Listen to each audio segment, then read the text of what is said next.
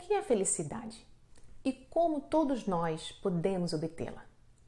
No Pega Leve no Digital de hoje, vou resumir para você o TED, Os Hábitos da Felicidade. Ao final, vou te dar 4 dicas práticas para você também investir mais tempo em hábitos que gerem mais felicidade na sua vida. Às vezes chamado de o homem mais feliz do mundo, Matthieu Ricard é um monge budista, escritor e fotógrafo. Ele diz que nós podemos treinar nossas mentes em hábitos de bem-estar para gerar uma verdadeira sensação de serenidade e realização. Quer saber mais? Então, vem comigo!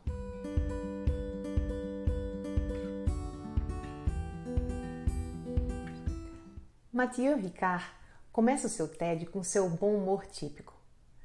Ninguém se levanta de manhã pensando, tomara que eu sofra o dia inteiro. O que significa que de alguma forma, conscientemente ou não, direta ou indiretamente, no curto ou no longo prazo, seja o que for que façamos, esperamos ou sonhamos de alguma forma. Tudo isso está relacionado, segundo ele, com um desejo profundo de bem-estar e felicidade. Para ele, um dos principais desafios é a falta de clareza sobre a definição do que, afinal, é felicidade.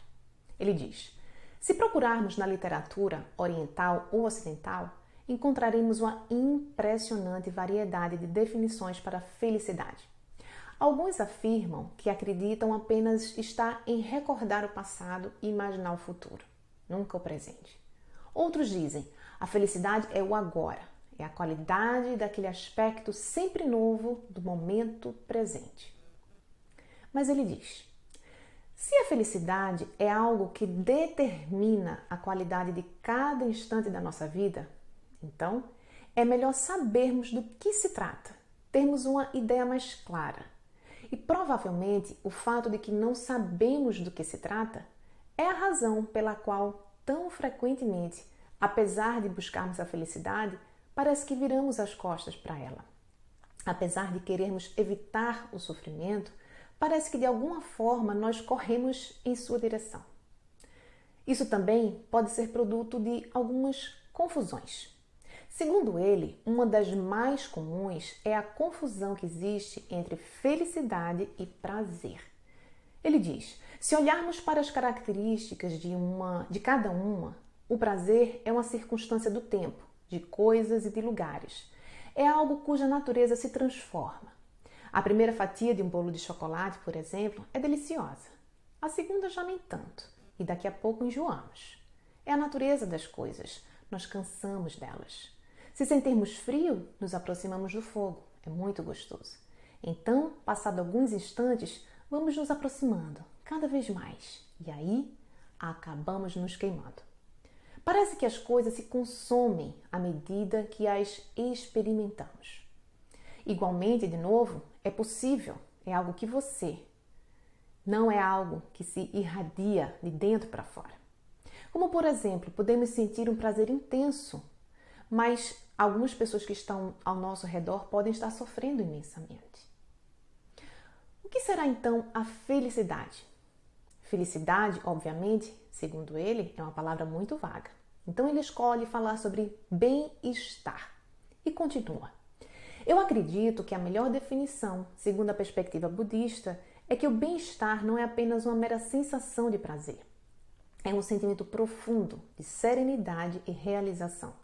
Um estado que, na verdade, permeia e sustenta todos os estados emocionais e todas as alegrias e tristezas que cruzam o nosso caminho. Para vocês, diz ele, isso pode ser surpreendente. Podemos sentir esse estado de bem-estar quando estamos tristes? De certa forma, isso é estranho. Mas ele diz: para deixar mais claro, ele fala de uma metáfora das ondas. Olhe as ondas que chegam à praia. Quando estamos embaixo da onda, nós tocamos o fundo e encontramos uma rocha sólida. Quando estamos no topo, surfando, nos sentimos exultantes. Da mesma forma que nós vamos do êxtase à depressão, quando não há profundidade. Agora, se observarmos o alto mar, pode ser possível ver um lindo oceano, como se fosse um espelho. Podem surgir tempestades, mas no fundo do oceano não se altera. Então o que é isso? Só pode ser uma maneira de estar, não apenas uma emoção fugaz ou uma simples sensação. Então, ele continua. Como acontece a nossa busca pela felicidade? Frequentemente, olhamos para o exterior. Acreditamos que se pudermos juntar isto e aquilo e criar as condições apropriadas para qualquer coisa que dizemos, se tivermos tudo para ser feliz. Ter tudo, ser feliz. Essa frase, por si só, revela o destino da nossa felicidade. Nós não conseguimos ter tudo e quando nós não temos, tudo desaba. Nós tentamos em demasia consertar o exterior, mas o controle que temos sobre o mundo exterior é limitado, temporário e frequentemente ilusório. Mas se observarmos as condições interiores, não são elas as mais fortes? Não é a mente que traduz as condições exteriores em felicidade e sofrimento? E isso não é o que deveria ser mais forte? Sabemos por experiência que podemos estar em lugares que muitos considerariam um paraíso e, no entanto, podemos estar completamente infelizes. Conhecemos muitas pessoas que se encontram em circunstâncias muito difíceis, mas que conseguem manter a serenidade, a força, a liberdade interior, a confiança. Então, se as condições interiores são mais fortes, ele diz, claro que as condições exteriores têm influência. E é maravilhoso ter uma vida longa e saudável, ter acesso à informação, educação, viajar e ser livre. Todos desejamos isso. Contudo, isso não é suficiente. São apenas coisas acessórias. A experiência é que traduz tudo isso para a mente. Assim como nós criamos condições para sermos felizes, as condições internas, é isso que a gente precisa focar para não minar a nossa felicidade.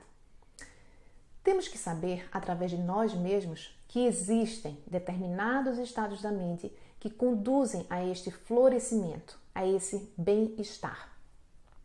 Aqui, o Mathieu se aprofunda um pouco mais. Há alguns estados da mente que são adversos a esse bem-estar. De fato, se baseamos a nossa experiência cotidiana, a raiva, o ódio, a inveja, a arrogância, o desejo obsessivo, a ganância, eles não nos deixam em bom estado depois que as experimentamos. Além disso, elas são prejudiciais à felicidade dos outros.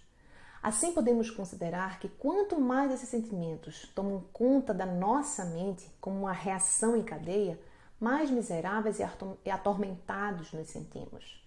Por outro lado, bem dentro de nós, todos sabemos que um ato de desprendida generosidade, mesmo que à distância, de maneira anônima, poder salvar a vida de uma criança, por exemplo, ou fazer alguém feliz, nos traz felicidade.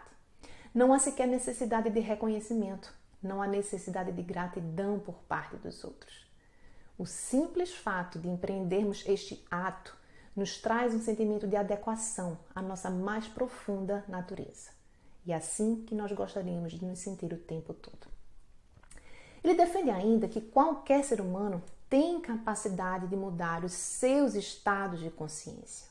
Segundo ele, devido à estrutura básica da consciência, que é inerente à qualidade cognitiva, que diferencia o ser humano de uma pedra, por exemplo, a nossa capacidade de mudar existe, porque todas as emoções são efêmeras. Mas essa é a base para o treinamento da mente, a consciência. O treinamento da mente é baseado na ideia que dois fatores mentais opostos não podem ocorrer simultaneamente. Podemos ir do amor ao ódio, mas não é possível senti-los ao mesmo tempo e em relação ao mesmo objeto ou à mesma pessoa. Não conseguimos desejar fazer o bem ou o mal. Não podemos, com o mesmo gesto, por exemplo, dar um aperto de mão e um soco. Nesse momento, ele aponta dois antídotos contra as emoções negativas. Existem antídotos naturais para as emoções, que são destrutivas em relação ao nosso bem-estar interior. É esta a forma de proceder. Regozijo comparado com inveja, uma espécie de sensação de liberdade interior que se opõe à ganância e à obsessão. Benevolência e compaixão contra o ódio. Mas é claro, cada emoção necessitaria então do seu antídoto. Outra forma é tentar encontrar um antídoto geral para todas as emoções. E isso a gente conseguiria observando a natureza. Normalmente, quando nos sentimos incomodados, com raiva ou aborrecidos com alguém, obcecados com algo, a mente foca repetidamente nesse objeto. Cada vez que volta a focar no objeto, se fortalece essa obsessão ou aborrecimento. É assim, então, um processo que se auto-perpetua. E o que precisamos fazer é olhar para o interior, ao invés de olharmos para o exterior. Observar a própria raiva. Isso pode parecer assustador, como uma nuvem de monção, uma trovoada. Chegamos a acreditar que podemos sentar nesta nuvem, mas se chegarmos perto, veremos que é apenas uma bruma. E da mesma forma, se observarmos o pensamento raivoso, ele se dissipa como a geada do sol pela manhã. Se fizermos isso repetidamente, a nossa propensão, a nossa tendência do sentimento de raiva vai voltar cada vez mais fraco até deixarmos eles desvanecer. Então, esse pensamento passará pela nossa mente como um pássaro a cruzar o céu, sem deixar qualquer vestígio. Esse é o principal aspecto do treinamento da mente. Mas isso leva tempo, porque também levou tempo para que todas aquelas falhas da nossa mente, as tendências, se formassem. Por isso, é preciso tempo para que elas possam ser revertidas. Mas é a única maneira de proceder. Pela transformação da mente, que é o único significado da meditação. Significa familiarização com uma nova forma de ser, de perceber as coisas, olhar de uma forma mais adequada para a realidade, uma forma interdependente, entendendo que existe um fluxo, uma transformação contínua entre o nosso ser e a nossa consciência. No final do TED, ele detalha mais sobre a interface da meditação com as ciências cognitivas. Apenas como curiosidade para vocês, o Mathieu Ricard e outros meditadores de longo prazo foram os primeiros a serem submetidos a longas pesquisas nos Estados Unidos sobre neurociências e meditação. Foi o resultado de algumas destas pesquisas que levou a uma reportagem que o tornou conhecido mundialmente como o homem mais feliz do mundo. Voltando ao TED, antes do avanço das neurociências, pensava-se que o cérebro era mais ou menos imutável. Todas as ligações nominais em número e quantidade, pensava-se nos últimos 20 anos, que elas eram mais ou menos permanentes quando se atingia a idade adulta. Mas, recentemente, percebeu-se que mudam e muito. Estava provado que o cérebro pode ter suas qualidades alteradas pelo treino. Mas será que podemos fazer o mesmo com as qualidades humanas? Treinar compaixão, paciência e a sinceridade? É isso que os grandes praticantes da meditação estão fazendo. Alguns deles, em laboratórios nos Estados Unidos, como aconteceu na Universidade de Madison, em Wisconsin e em Berkeley, fizeram entre 20 e 40 mil horas de meditação. Eles ficaram em retiro por 3 anos, meditando 12 horas por dia. E depois, durante o resto das suas vidas, continuam a meditar por 3 ou 4 horas por dia. Eles são os verdadeiros campeões olímpicos do treinamento da mente. E o que eles encontraram? Obviamente, a mesma coisa. Resumidamente, as pessoas com maior atividade no lado direito do córtex pré-frontal são mais depressivas, reclusas, não apresentam muitos aspectos positivos. No lado esquerdo, acontece o oposto, maior tendência para altruísmo, felicidade, autoexpressão, curiosidade e por aí afora. Há então uma linha básica para as pessoas, mas essa linha pode ser alterada. Segundo Mathieu, o objetivo não é fazer de tudo isso, essas pesquisas e meditação, uma espécie de circo, onde se exibem seres excepcionais que conseguem saltar ou qualquer coisa que seja. Pretende-se simplesmente dizer que o treinamento da mente é importante, que não é apenas um luxo. Não se trata também de um suplemento vitamínico para a alma. É algo que vai determinar a qualidade de cada instante das nossas vidas. Estamos preparados para passar 15 anos estudando. Gostamos de jogging, fitness. Fazemos todo tipo de coisa para nos mantermos bonitos. No entanto, surpreendentemente, reservamos muito pouco tempo para o que mais importa, a forma como a nossa mente funciona, que novamente é o que realmente determina a qualidade das nossas experiências.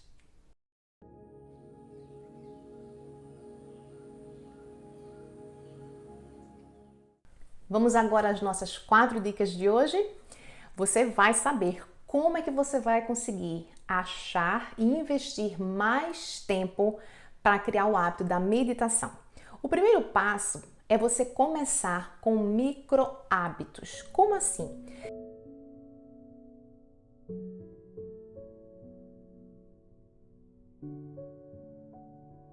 Quando a gente fraciona um novo hábito desejável, seja começar a comer mais frutas, melhorar a dieta, começar a fazer atividade física ou meditar, o melhor caminho para a gente lidar com as várias forças que nos impedem de criar um novo hábito é tornar esse desejo da gente em um pequeno hábito, em um micro hábito, como ele fala. E o micro hábito é alguma nova ação, algum novo hábito ou uma fração, um pedacinho desse novo hábito que a gente vai colocar em 30 segundos. É isso mesmo que você ouviu. No livro dele, ele dá o exemplo dele próprio, quando ele estava desenvolvendo esse método. E ele disse que o desafio dele era começar a passar fio dental. Racionalmente, ele entendia que aquilo era importante para ele. Do mesmo jeito que talvez você esteja entendendo, depois desse vídeo, que meditar pode ser algo muito bom para a sua felicidade, para o seu bem-estar e você quer fazer. Só que entre a gente desejar e a gente agir, existe um espaço. E aí ele diz, no caso de passar o fio dental, ele criou uma série de estratégias, como por exemplo, preparar um ambiente deixando o fio dental sempre à vista, ao lado da caixinha de escovar dentes dele. E ele começou a passar apenas em um único dente, isso sim que você ouviu. E depois de alguns dias repetindo esse mesmo hábito, passar o fio dental em um único dente, foi que ele foi para o segundo.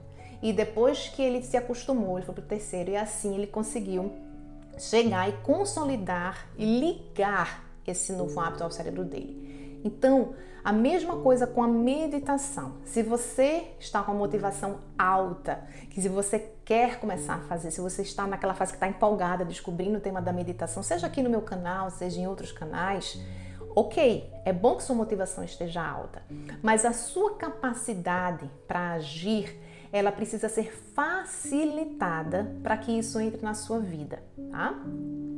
Então, por exemplo, se você quer fazer isso no teu dia a dia, eu vou dar algumas sugestões do que eu fiz e do que eu compartilho também com os meus alunos. Eu fiz um curso de formação de instrutora de meditação Mindfulness e nas práticas, uma espécie de estágio que a gente faz, eu fiz com um grupo de brasileiros aqui em Vitória, no Canadá, e era impressionante como as pessoas se sentiam confortáveis de compartilhar como tinha sido a prática e muitas vezes eles diziam assim, Juliana, eu tentei fazer, mas eu não consegui porque o dia a dia foi me tomando e quando eu vi, chegou no final do dia, fui dormir e esqueci de meditar. Então, o que estava acontecendo naquele processo? As pessoas estavam fazendo uma formação, as pessoas entendiam que a meditação era importante. Uma vez por semana se reuniram comigo durante 8 semanas seguidas. Então, racionalmente e cognitivamente, elas entendiam a importância daquilo. Elas estavam dedicando o final da noite cansadas para ir para aquele trabalho voluntário das minhas práticas. Mas elas tinham dificuldade de colocar aquilo no dia a dia. E aí eu reforcei com alguns alunos, gente, vamos voltar para aquela primeira dica do curso.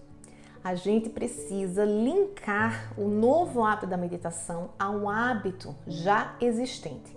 E aí eu vou compartilhar com vocês algumas dicas práticas de como você pode fazer isso passo a passo. Primeira coisa que você precisa fazer, apenas sentar. Por quanto tempo? 30 segundos é suficiente, mas você vai sentar no mesmo local todos os dias para ligar esse hábito no cérebro, no mesmo local e no mesmo horário. Eu vou dar algumas sugestões na dica 2. Fica comigo que eu vou te mostrar que hábitos, que momentos, melhor dizendo, você pode fazer isso. Mas o fato é, se você apenas sentar num sofazinho, numa poltrona, numa cama, num tapete, em qualquer lugar que esteja acessível para você e ficar 30 segundos ali, mas se você faz isso sempre no mesmo horário, no mesmo local, você está literalmente começando a ligar esse hábito ao seu cérebro.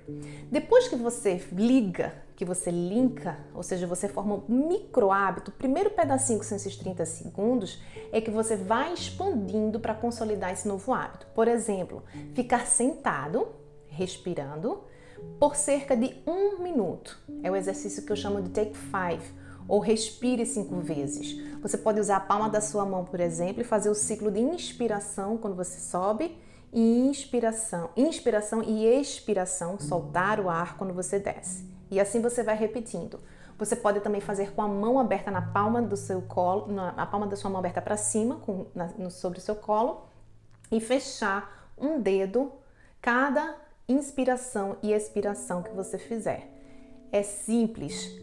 No início vai parecer estranho, mas o fato de você ter uma associação com um movimento físico, de você recolher o dedo quando você faz um ciclo, vai ajudar a criar os primeiros exercícios de foco. O primeiro exercício para a sua mente aprender a focar não só na respiração, mas também no movimento físico, né? Da sua mão fechando. Somente depois de você conseguir, depois de alguns dias ou até semanas, fazendo apenas esse ciclo de 5 respirações todo santo dia, no mesmo local, no mesmo horário, você vai então aumentando progressivamente esse tempo até chegar 5 minutos. Depois é que você vai passar para a meta mínima ideal recomendada, que são 10 minutos por dia. O mínimo indicado para começar a sentir os benefícios da meditação. Então, se você consegue esses 10 minutos por dia, ele é mais do que suficiente para que você comece a sentir que a meditação pode sim te trazer vários benefícios. Passo 2.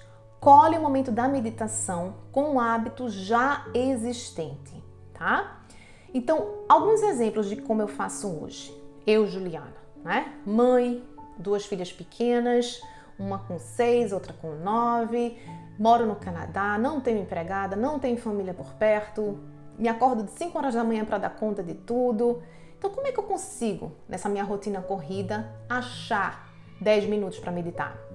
Depois que eu organizo a cozinha e as roupas na lavanderia, é a hora do meu intervalo de descanso. É o que eu chamo no meu curso de momento sagrado. E aí, o que é esse meu momento sagrado no meio do dia? Eu tiro 10 minutos de meditação, mais 10 minutos para deitar e tirar um breve cochilo ou ouvir alguma música. No mesmo aplicativo que eu faço meditação, eu escuto a música do Soundscape. E depois mais 10 minutos para tomar o meu cafezinho com calma. Então, esse é o meu ritual dos 30 minutos de descanso que eu tiro todo santo dia. Como é que você pode fazer na sua vida? Como é que você pode encontrar esse momento para você?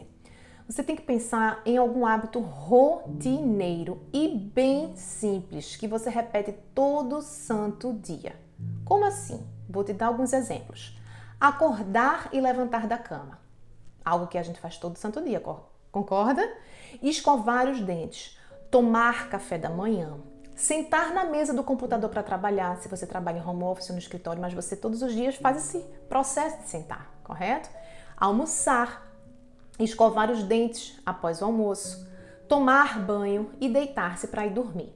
Então, esses hábitos, eles podem até acontecer em horários e até locais diferentes. Você pode almoçar, por exemplo, sozinho em casa, você pode almoçar num restaurante, você pode, quando terminar a pandemia, voltar às aulas presenciais, almoçar junto do seu trabalho, almoçar com seus familiares. Esse local do almoço, por exemplo, pode ser diferente, mas você vai repetir o hábito de almoçar todos os dias. Então, se você linka, você pega um desses hábitos que eu descrevi para vocês, você pode escrever numa caderneta, ou num bloco de notas, ou num post-it, a seguinte fórmula. Anota aí. Depois que aí você vai preencher com o hábito já existente. Por exemplo, depois que eu escovar os dentes depois do almoço, que é o meu caso. Eu vou sentar para meditar. Então, essa é a fórmula básica de BJ Fogg, que é o que ele chama de receita de microhábito. E importante, imediatamente, assim que você terminar um novo microhábito, celebre, comemore, se parabenize por você ter conseguido sentar e separar aqueles primeiros 5 respirações, depois 1 minuto, depois 5, depois 10 minutos. Não importa o tamanho do hábito, sempre você precisa celebrar, comemorar, se parabenizar por ter conseguido fazer. E como é que você pode se parabenizar? São frases simples, como por exemplo, muito bem, você arrasou, você conseguiu, você está de parabéns, muito bem, mulher. Você pode criar qualquer uma frase que seja um reforço positivo para a sua mente. Outras pessoas preferem alguma celebração que seja mais física, fazer aquele símbolo de yes, consegui. Outros preferem usar outras palavras, outras frases. Não importa. Importa que funcione para você como um reforço positivo que você vai fazer assim que você conseguir sentar e meditar. Passo 3. Mantenha a consistência. Isso é uma das coisas mais importantes para a gente criar um novo hábito, inclusive da meditação. Faça todo santo dia, com sono ou sem sono, cansada ou não, dia de semana ou final de semana, com pendências profissionais ou pessoais, com a lavanderia, com roupa para organizar, não importa, tá? Tanto na meditação, gente, quanto em qualquer novo hábito, a consistência é a base. Ela é muito mais importante, por exemplo, do que a performance, a busca de fazer bem feito, a busca de fazer perfeito, né? Então a gente tem que pensar, se eu tô com filhos por perto, com barulho em casa, não importa, eu faço do mesmo jeito, eu ponho um fone. Hoje eu tenho um fone um pouquinho mais organizado, que é esse daqui. Então ele tem supressão de ruído, então ele já funciona melhor. Então pego o meu fone, coloco, fecho os olhos e onde eu estiver eu faço, né? No meu caso, matando a curiosidade de vocês, eu não faço em algum lugar especial. Sabe onde é que eu faço minha meditação? Eu vou revelar. Eu vou para o quarto das minhas filhas, abro a cama auxiliar, que é uma caminha que a gente tem embaixo, fecho as persianas, coloco esse fone que eu mostrei para vocês e ligo o aplicativo. Mas atenção, esse aplicativo de meditação que eu uso, que é o Calm, ele está na página inicial, ou seja, na primeira página do meu celular. Mas o meu celular não tem nenhuma notificação ativada, nenhuma, e sempre está no silencioso para não me distrair. Pronto, é assim que eu consigo me isolar e fazer os meus 10 minutos. Então isso é algo que é sagrado para mim. Como é que você pode então fazer isso na sua vida e conseguir manter essa consistência que é fundamental? Simplifique e faça com o que você tem hoje. Gente, vamos parar e pensar. Para qualquer atividade física, pelo menos, você sempre tem que comprar alguma coisa. Comprar um tênis novo, comprar um equipamento, comprar toalhinha, comprar isso, aquilo, outro. No caso da meditação, é muito mais simples. Por quê? Você não precisa de almofada especial, se você viu no filme, no documentário, você não precisa. Você não precisa de roupa especial, acessórios. Pode ser feito em casa, na cadeira do trabalho, no sofá, na cadeira da sala, numa poltrona, numa cama, que é como eu faço. Pode ser feito em qualquer local, no ônibus, no metrô, no táxi, na sala de espera do aeroporto, no avião, no espaço de descanso do trabalho. Não importa. Qualquer lugar é lugar para você sentar e meditar. Passo 4. Gerencie as suas expectativas. Aqui eu queria trazer para vocês a metáfora da barriga tanquinho. Muita gente sempre me perguntou o que é que você faz para ter essa barriga tão tanquinho. Gente, barriga tanquinho, para qualquer pessoa, não é uma coisa que vem do dia para a noite. Ela leva tempo, precisa esforço, precisa dedicação, precisa de uma intenção clara que nos leva à ação. Não adianta você só ficar desejando a barriga tanquinho ou invejando a barriga tanquinho do vizinho ou da amiga. Você tem que pensar que você só vai conseguir mudar qualquer coisa no seu corpo, na sua dieta, na sua rotina, se você agir, se você sair da intenção para a ação, né? Então, no meu caso, a minha barriga tanquinho, por exemplo, é uma combinação de fatores. Anos de yoga, de musculação, alimentação e genética. Tudo isso combinado é que faz com que eu consiga ter uma barriguinha tanquinho. Do mesmo jeito que um atleta não tem um desempenho de atleta por nada. São anos de dedicação e de treino. Tá? Então, meditação também é assim. Precisamos cultivar diariamente, mesmo sem percebermos resultados imediatos ou grandiosos. Eu também passei por esse processo. Eu também tive que alinhar. Eu lembro da minha professora Jani, que era coordenadora do curso de instrutores, eu conversando com ela, dizendo: Jani, mas tem um desafio que eu tenho, que é lidar com o controle das minhas emoções com a minha filha caçula. Ela tem horas que parece que aciona todos os meus botões, como a gente fala em inglês. Ou seja, é como se ela desarmasse, ou armasse, melhor dizendo, uma bomba relógio. E aí, às vezes, eu explodo com ela, ou às vezes eu perco a paciência e tal. E ela disse: Juliana, isso é normal. A gente, quando aprende a meditar, a gente tem uma evolução que é progressiva. Você precisa ter paciência e persistência na prática. E essas melhorias dos seus estados de humor, eles vão acontecer de uma maneira progressiva, não é uma coisa do dia para a noite. E aí ela me indicou, na época, um acompanhamento personalizado, pessoal, de uma instrutora aqui da minha cidade.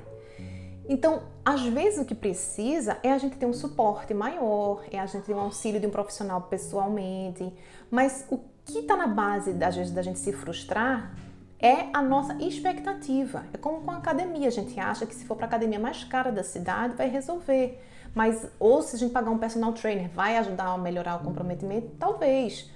Porque você está pagando, porque você tem um nível de comprometimento com o profissional, né? Então, muitas pessoas não funcionam com a academia geral, mas funciona quando tem com o personal, porque você tem mais disciplina, você tem um compromisso a mais, né? Então, o que eu quero dizer com isso tudo é que a gente precisa ter consistência e, ao mesmo tempo, ter expectativas realistas. Não achar que vai ser uma pílula mágica, entende? Outra coisa que é importante, como a dica extra de hoje, é não se compare. Um corpo de atleta é um corpo de atleta. A mente de um meditador de longo prazo é a mente de um meditador de longo prazo. Nesse TED, que eu resumi para vocês, mas que eu vou colocar no link da descrição o TED completo, vocês vão ver que ele mostra o resultado de pesquisa de meditadores que meditavam durante 12 horas por dia quando estavam em período de retiro. E depois, apenas para dar continuidade à prática, eles meditavam 3 a 4 horas por dia. Isso é muito tempo. Então, para a maioria de nós, isso é uma coisa muito distante. Só que a gente não precisa se tornar um monge budista. O Mathieu uma vez fez uma reportagem falando sobre isso. Ele disse: não é a questão da roupa, não é a questão de ser budista, não é questão de você precisar de se mudar para o Himalaia, como ele fez, né? É uma questão de você ter consistência e expectativas realistas, né? Então, a consistência e o esforço claro e ao longo da sua vida que vai gerar os benefícios, do mesmo jeito que é com o treinamento do nosso corpo. Mas a gente não precisa idealizar ser igual a um monge que se dedica anos e anos, 3, 4 horas por dia a isso. É como você ir na academia, por exemplo, 3 vezes por semana, 45 minutos, com o objetivo de quê? Manutenção da saúde, manter a massa magra, ter mais resistência. E aí cada um tem um objetivo diferente. Perder peso, evitar quedas e fraturas se está numa certa idade e assim vai. Mas uma pessoa que faz uma academia com propósito de manutenção de saúde e bem-estar não pode querer idealizar ter um corpo de um fisiculturista ou de um atleta, né? São objetivos diferentes, são propósitos diferentes e você vai ter uma intensidade de treino também diferente. Então, mesma coisa com a meditação. Não se compara com Mathieu e com aqueles monges que passam horas e horas meditando. Se você passar 10 minutos é suficiente.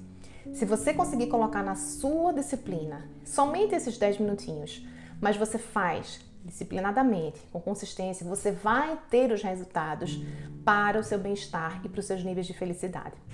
Se você quiser saber mais sobre isso, eu vou colocar um outro episódio do Pega Leve no Digital, que eu falei exatamente sobre esses 10 minutinhos sagrados que você precisa separar. É feito pelo Andy Buddicombe, que é o criador, também monge, e criador do aplicativo Headspace. Foi ele também que fez o roteiro do Meditação Guiada, que está disponível gratuitamente no Netflix. Então eu vou colocar no finalzinho desse vídeo o link para você assistir esse outro episódio e entender um pouquinho melhor como você também pode fazer isso. É isso o nosso vídeo de hoje. Se você gostou, compartilhe. E se você quiser ser notificado de novos vídeos aqui no canal, todo sábado tem vídeo novo, toda terça às 18 horas tem live, então você pode assinar esse canal e você pode, se quiser, também pedir para ser notificado no sininho, tá bom? Até o próximo vídeo e eu espero que você tenha gostado.